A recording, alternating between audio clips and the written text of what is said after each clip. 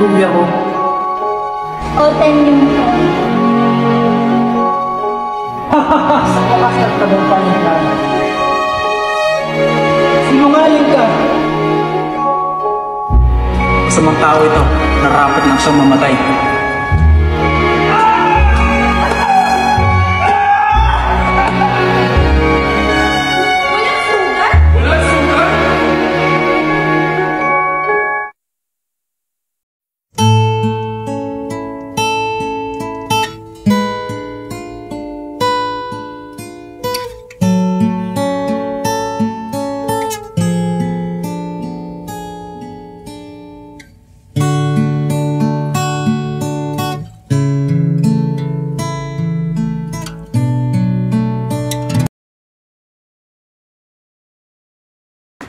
Uy, tingnan niyo si Julia, pati pa niyo'y sinisinta. Ay! Naku, hindi ah. Naku, nakakaingit naman si Julia. May tenyong na. Oo nga. Naku, pag-board ako rin ng aking si... Ay! Ayan, tapos na ako. Ako rin. Ako rin! Sige na, ligpitin niyo na ang bastidor.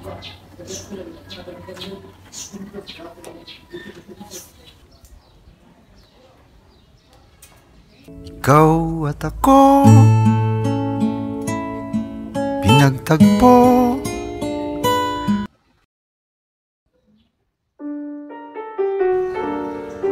Julia. Oh, Tenyo, napadalaw ka. Bakit? Hindi pa pwedeng dumalaw sa isang pinakamagandang bilag? Ikaw talaga, Tenyo? Ba, isang panyo. Ikaw ba nang bordan ko, Julia? Oo. Teka, Tenyo, masama ang pagkakayari. Huwag mo munang tingnan, nakakahiya. Isang silip lang. Hindi ko naman ipuin. Ganoon lang. Sa ibang araw na, pagkatapos. Sige na nga, papakita ko na lang sa'yo.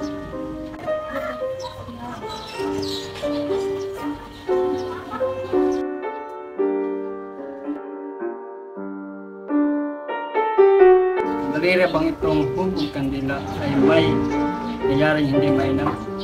Huwag mo na akong tuyain. Pangit nga ang mga daliri ko. Ay, Bakit, Tenyo? Napagod ka ba? Masama ka palang mapagod. bakit hindi mo kasi pinapakita yung panyo? Yung maganda naman.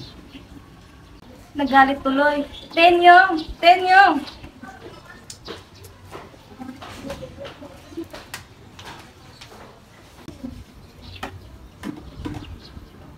Tawarin mo na ako, hindi naman ako galit. Masakit sa akin magalit ka sapagkat napakalaking bagay nun para sa akin.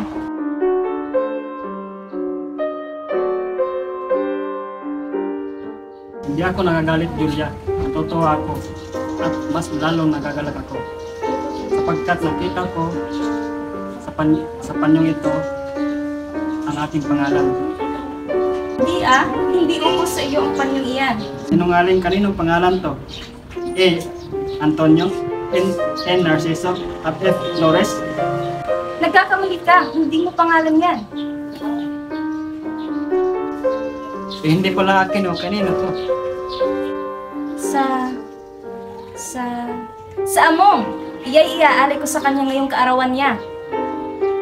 Kung sa amuman o sa demonyo, bakit may A, N, at N? Oo nga, sapagkat ang A ay among, ang N natin, at ang F ay fraile. Sa among nating fraile. Amo ating praile, malaking kalipustahan. Huwag mo mabanggit-banggit sa akin ang taong iyan. Madaling magpanting aking tenga. Ha? Nakaganti rin ako.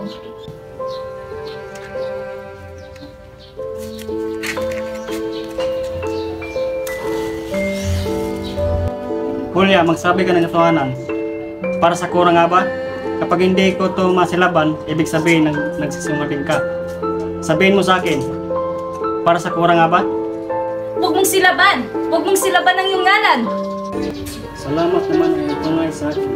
Nung sinabi mo ang pangalan ng Cora, ay nagising ang aking galit at hindi ko matigilan. Hindi ko sinasadya para sa'yo talagang panyong yan. Salamat. Maraming salamat, Julia. Pag-ibig natin sana'y lumawi at pagligap mo sa akin ay kusang pamalagi. Huwag mo sana akong limutin, tuwi-tuwi. Pangako ko, dudulog tayong dalawa sa altar. Asahan mo.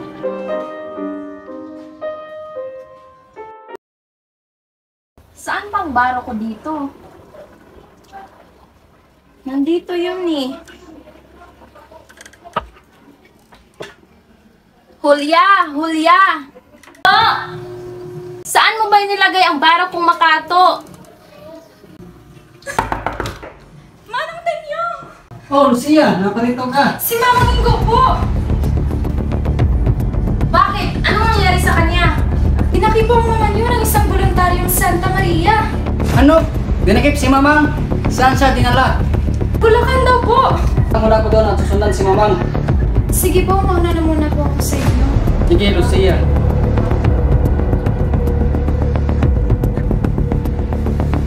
O sige Tenyo, puntahan mo na ang iyong Mama Ingo. Hulya, mag-bis ka, may pupuntahan tayo.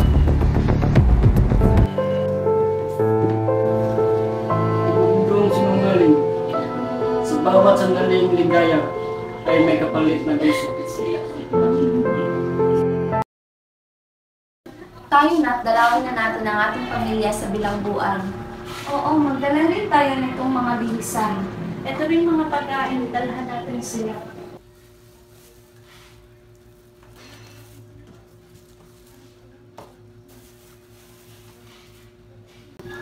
Hay, salamat at maradalaw ko na rin ang aking kapatid.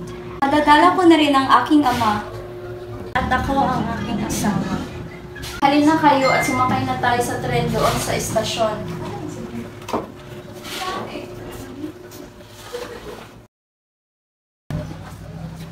Hay nako, yang si Kapitana Luisa. Masama ugali niyan. Kagaron yan sa amin. Masong po yata, amo. Kung hindi man mason, marahil filibustero. Sapagkat kung siya'y sumulat, maraming ki, kabayo ki. Naku, hindi po ako kabayo, among. Hindi ko sinabing kabayo ka, kundi kung paano isinulat ni Kapitana Luisa ang kabayo, may ki. Lahat ng si, pinalitan niya ng ki. Masamang tao talaga, mabuti pa't mamatay siya. Marcela, daragdagan nga natin ang rasyon sina Kapitana Ana at Kapitana Marie. Ano ba? Hindi rasyon ng pagkain ang itinutukoy niya. Ano naman sa amin kung hindi sila makakain? Mabuting at mamatay silang lahat. Ang itinutukoy niya ay ang rasyon ng palo. Maraming palo ang kailangan. Ngunit hirap na po ang mga bilanggo. Nakakaawa na po silang nagsisigdat. Isang linggong paluan at isang linggong walang tulog. Punyeta, anong awa-awa? Walang awa-awa! Nais na ipakasal si Julia kay Miguel. Ngunit, si Julia ay walang kaalam-alam nito, sapagkat ang ina ni Julia at ina ni Miguel lang ang may alam sa magaganap na kasalan.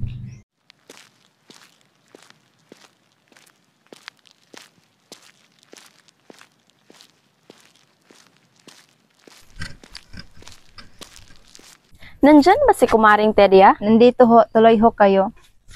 Ina, bakit ho tayo na parito? Sige Julia, umupo ka muna. Makikipag-usap lang ako kay Kumaring Tedia. Sige po, ina. Kumaring Tedia, kumusta ka na? O mabuti naman. Aba, mukhang malalim ang pinag-uusapan ng dalawa. Oo nga. Julia, ay malapit na. Alin ang malapit na? Tayo na, Julia, at nagkasundo na kami ng ina ni Miguel. Ay, salamat. Ay, kumari, mauna na kami. Sige, Ige, ihatid mo muna sila.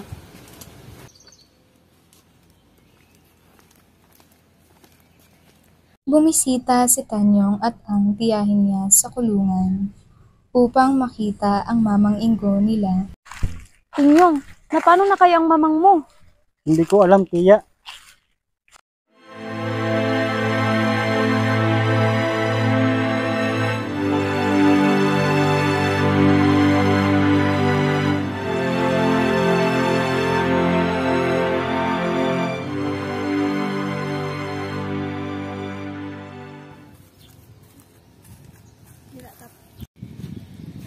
Mamang! Mamang! Kaawa-awa naman. Ano nangyari sa mga braso mo, Mamang? Mga lapastang tao gumamit daw kay Mamang Ingo ko. Anak ko, huwag mo pabayaan ang sarili mo. Sa sobrang hina na ng katawan ni Mamang Ingo, di niya nakayanan, di kalaunan, namatay si Mamang Ingo. Mamang! Mamang! Tenyong! Tenyong! Oh, Julia. Matitiis mo bang ang mga kapatid mong kahapis-hapis ang anyo? Di ba't ikaw lang nabugtong ang tangi makakapagpaaliw sa kanila? Bakit mo sila iiwan? Para sa paghihigante? Oh, Julia. Una yung sinabi mo. Ipaghalapan ko ang aking mamang, Julia, tulad ng pagmamahal na pinag-iba nating dalawa. Ngunit huwag ka nang umalis, Tenyong. Pero Julia, hindi maaari. Kailangan ko umalis ako, pero huwag kang mag-alala. Babalik ako, pangako.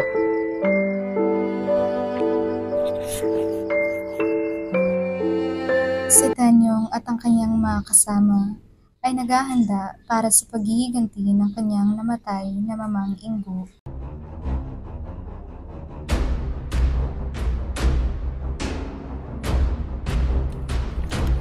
Halina kayo mga kapanyero!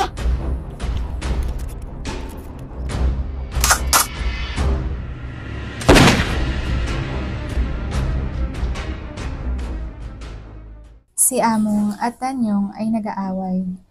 Habang nag-aaway si Among at Tanyong, pinugutan ng ulo ni Tanyong si Among at namatay ito.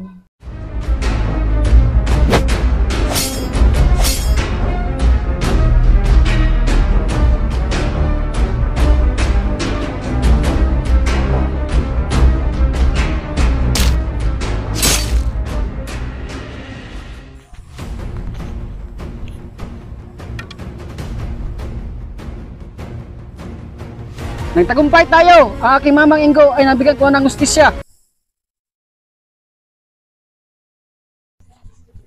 Julia, anak, papunta na sina Miguel at ang kanyang ina dito. Dapat lang na pakitaan mo sila ng kagandahang asal at anyo. Kung pumarito ko sila, idi kausapin nyo. Anong sinabi mo? Wala po. Halika nga rito. Hindi naman pangit at lipin ang mabubuting tao. Bugtong pa at nakakariwasa. Ano pang hahangarin mo? Inang, hindi ko po hinahangad ang kabutihang sinasabi niyo. Ay ano, sabihin mo sa akin at nang maintindihan kita. Ang hinahangad ko ay ang lalaking minamahal ko at mamahalin ako. Hindi, Julia, hindi. Ang sabihin mo, may kinalulugdan kang iba. Wala po. Kung wala, ay bakit ka sumusuway sa aking inaalok? Sige na, magaya ka na, at bukas makalawa ay mag-aasawa ka na, at iyon ay si Miguel.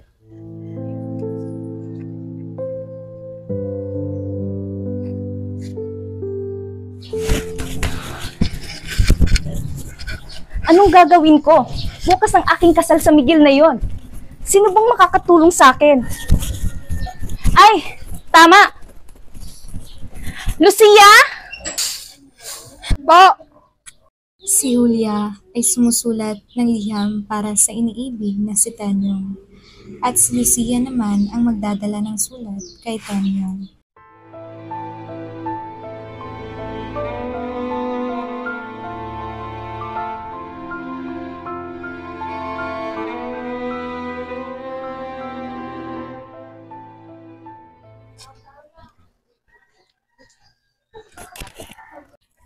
Kuha mo ba ang habilin ko sa'yo, Lucia?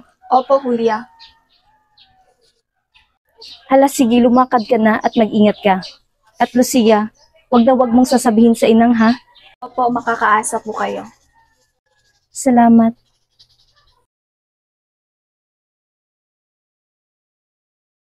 Si Lucia ay naglalakad patungo sa bahay nila Tanyong at nakita niya si Monica.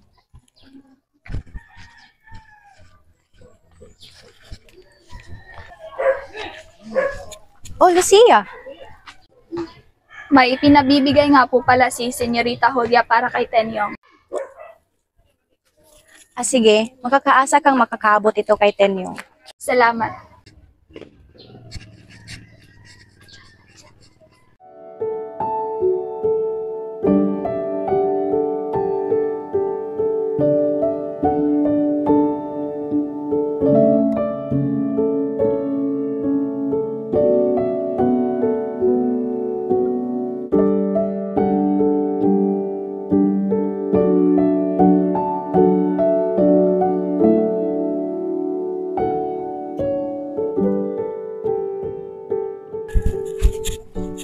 Inang, bukas na pala ang kasal namin ni Julia.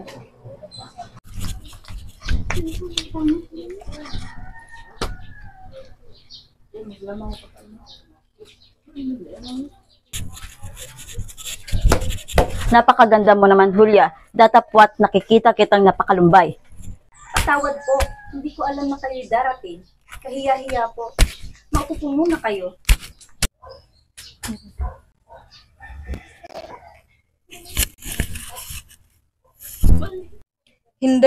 Hindi kahiya-hiya, Julia. Nasaan nga ba ang inang mo? Tika, tatawagin ko muna.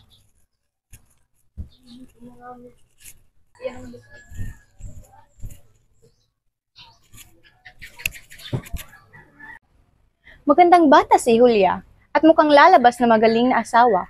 Magaling kang pumili, Miguel. Ako, amang, ang mabuting mamimili. Si Miguel po'y di maalam makiusap. Aba, narito pala ang amang. Juana, kamusta ang buhay-buhay? Mabuti po, amang. Ako'y nasabik na po para bukas. Ipagpaumanhin niyo po, wala pa akong nakuhang impormasyon galing kay Monica patungkol kay Tenyo. Sige, Lucia. Maraming salamat. Opo, Senyorita Julia.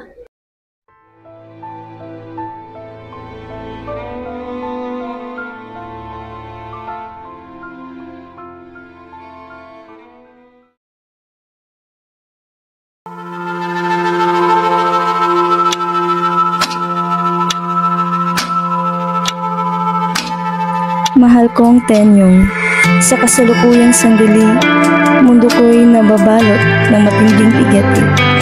Tinatahak nitong aking mga paa sa landas ng panghabang buhay na pagkitiisa. Tungo sa mundong wala ka.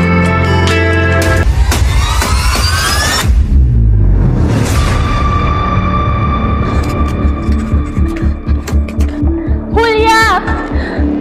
Si Tenyong ay sugatan!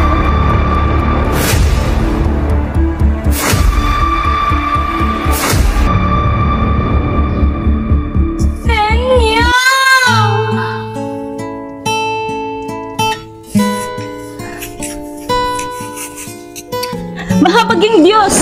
Buhay! Buhay ang Tenyong ko!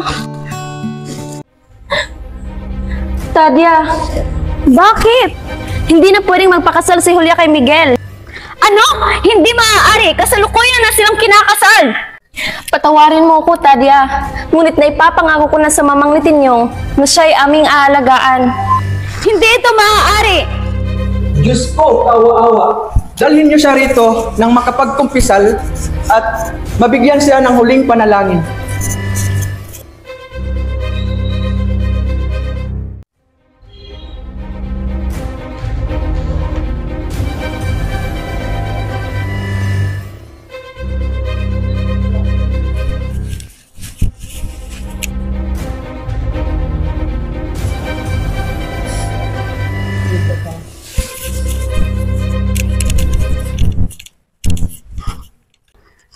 Nakumpisal na ni Tenyong ang kanyang mga kasalanan at naibigay ko na ang nararapat na panalangin para sa kanya. Ngunit may huling kahilingan ng ating nahingalong kapatid. Nais niyang maikasal sa sinisintan niyang si Julia bago niya lisanin ang mundong ibabaw. O, Tenyong! Tenyong ko! Tenyong! Ipinahihintulot ko po ang pag-iisang dibdib ni Tenyong at Julia, Padre. Maraming salamat, Miguel.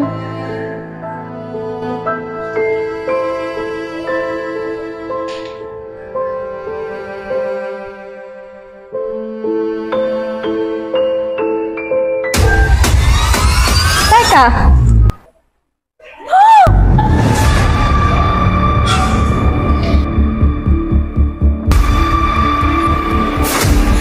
Walang sugat!